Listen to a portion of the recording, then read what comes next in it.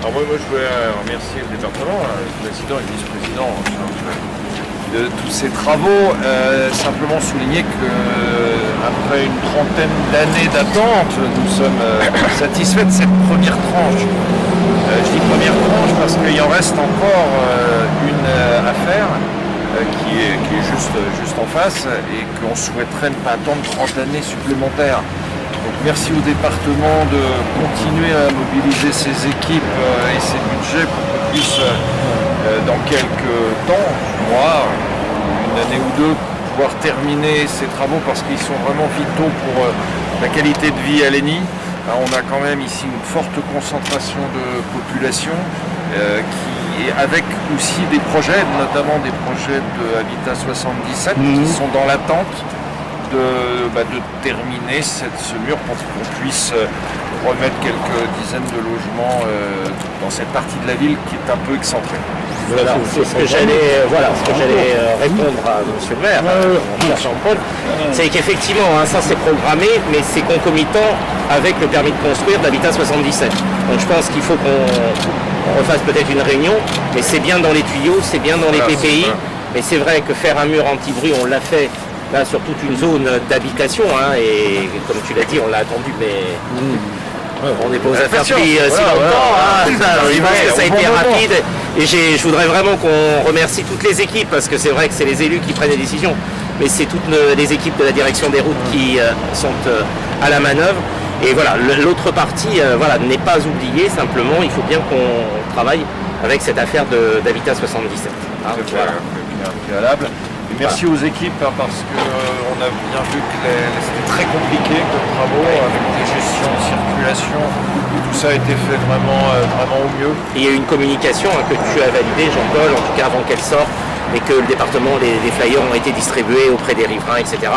Parce que comme tout, quand tu fais des travaux de cette ampleur et à cet endroit-là... Et les riverains, ils sentent vraiment une amélioration? Non, les riverains ont senti une première amélioration comme le changement d'urbanisme. C'était net, évident. Et là, ils le sentent aussi. Alors, il y a notamment une association qui travaille avec M. Tenel, qui travaille sur ce sujet depuis très longtemps, avec une première étape de satisfaction. C'est vrai que ces travaux sont des travaux très, très utiles. Et il y a eu en deux phases, donc en fait les gens l'avaient déjà ressenti. Ressenti une première fois, la deuxième, voilà. Et M. Penet, il m'a remercié en me disant qu'il allait enfin pouvoir prendre son apéritif dehors sur sa terrasse, parce qu'il était impossible. Il voulait nous inviter aujourd'hui, on lui a dit non. Et déjà qu'on est mieux accueillis à Lagny qu'on l'a été précédemment. T'as vu, il fait beau à Lagny. Et pour moi qui avais... Et moi je voulais rajouter quand même que c'était un engagement du département quand on a fait notre campagne avec Saint-Clair-Bourriot, et je voudrais dire que c'est un engagement qui a été tenu. Donc je vous remercie, Monsieur le Président. Il y a encore quelques centaines de mètres à faire. Oui, soit totalement pour l'instant c'était ça qui était... L'important c'est de commencer. Oui, parce que là, une fois que c'est commencé, après... C'est un vrai succès. Oui, puis je trouve qu'esthétiquement... Les routes pour le département sont quelque chose d'essentiel. Tous les ans, nous mettons 80 millions d'euros. S'il fallait le refaire, parce qu'auparavant, c'est un secteur qui avait été négligé.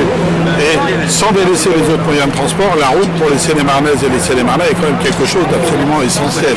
Et on le voit en particulier dans le nord du département, que nous venons de sillonner, où à la fois il y a des aménagements, des extensions de voirie, et ici, comme à Lagny, des protections de l'environnement, avec un tapis absorbant, avec un mur anti-bruit original. Et donc c'est à la fois l'amélioration du confort routier et aussi pour les riverains des protections par rapport au bruit.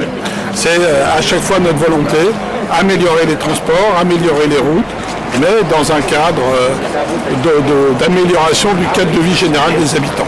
Et donc ça ne va pas à l'encontre de la politique de réduction du transport individuel en voiture?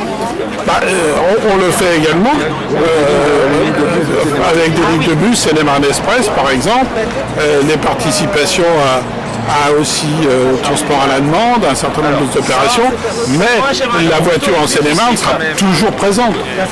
Et donc il faut que les Seine-et-Marnais puissent circuler en toute sécurité, en tout confort, et pour les riverains, et avec une protection de l'environnement et du cadre de vie. Monsieur le Président, je vous remercie. Merci à vous.